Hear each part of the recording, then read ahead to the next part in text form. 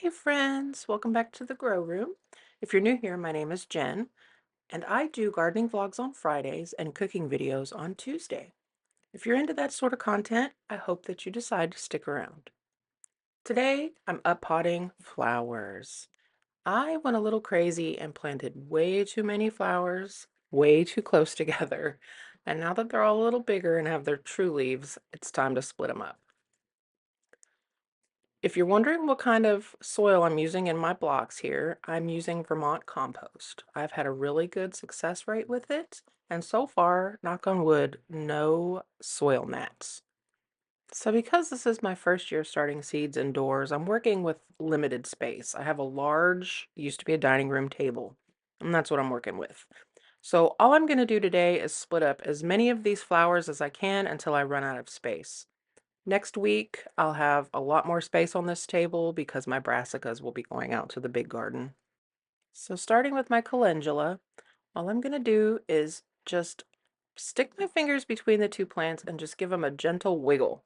I want to try to preserve as much of the root ball as I can for each plant without disrupting them too much. I don't want to send them into shock. Um, so just give them a little wiggle and a pull, break some of that soil up, and they should just come apart, no problem. And then I get them tucked into their own individual little pots. Make sure you label your plants so they don't become a mystery later.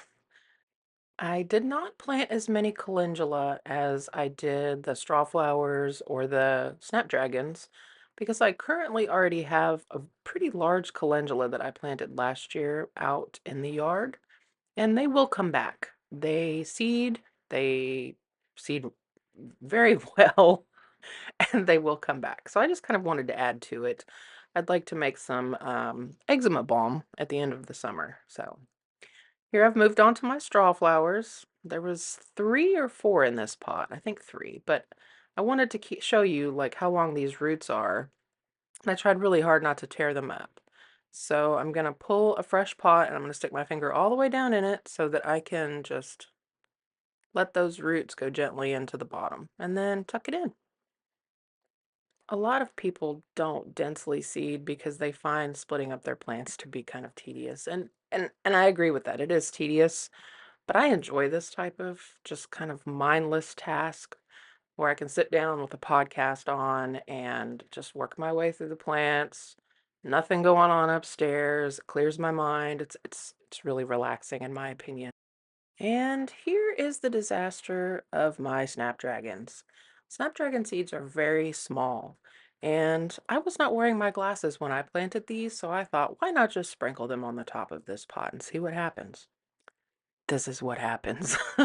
So here I am, just trying to give it a little gentle squeeze, see if I can break up some of those roots. The little tiny guys that just sprouted around the edges, I decide they're going to be sacrificial. Off they got to go.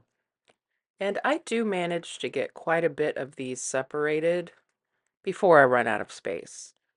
You'll see here in just a second how I decided to deal with the ones that I had left over, which were a lot, um, after I got as many of them in pots as I could. I was actually pretty surprised because these came apart pretty easily, and I was judging by the amount of roots that I could see through the outside of the cup that it was just going to be a nightmare to try to split them up, but it really wasn't. In reality, it was pretty easy. If you were around for the last vlog, I kind of asked my more seasoned gardeners, my friends here on the channel, if they would divide up these 2 cucamelons into their own individual pots or just leave them alone. And I really didn't get an answer on that, so I decided, well, I guess I'm just gonna divide them up and see what happens. I know cucumbers don't really like to be fiddled with once they've set up roots.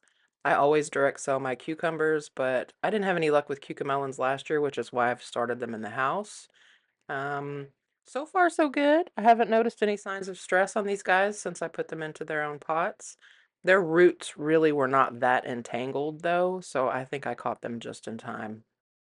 I'm pretty excited about cucamelons. This is something completely new to me, and I really want to make tiny little cucumber pickles out of them, so that should be fun this summer. I have 4 of these plants, and now they are all happily living in their own little pots and should be good to go till it's time to put them in the big garden. Now, These are the snapdragons I was left with when I ran out of space. So I just decided, off with their heads. I went through it and cut out all the weaker ones to try to give the bigger ones space. Just chop their little heads off, and I really don't like doing that. I feel like it's wasteful, it's wasting the seeds, it's wasting the plants. But at this point, I really didn't have any other options. So I just nipped their little heads off, and I did it to both pots, hopefully to give these other guys a better chance at getting a little bigger, and I can get them out when I have space. And that is all I sacrificed right there. That is the sacrificial pile, and I hate it. So this is what I was left with. Lots of snapdragons and strawflowers and calendula, and I have some zinnias in another tray. I'm pretty happy with that. And just a little update on the guys that got started first. Basil is looking fantastic. My one lonely tomatillo is doing great. My peppers are fantastic too.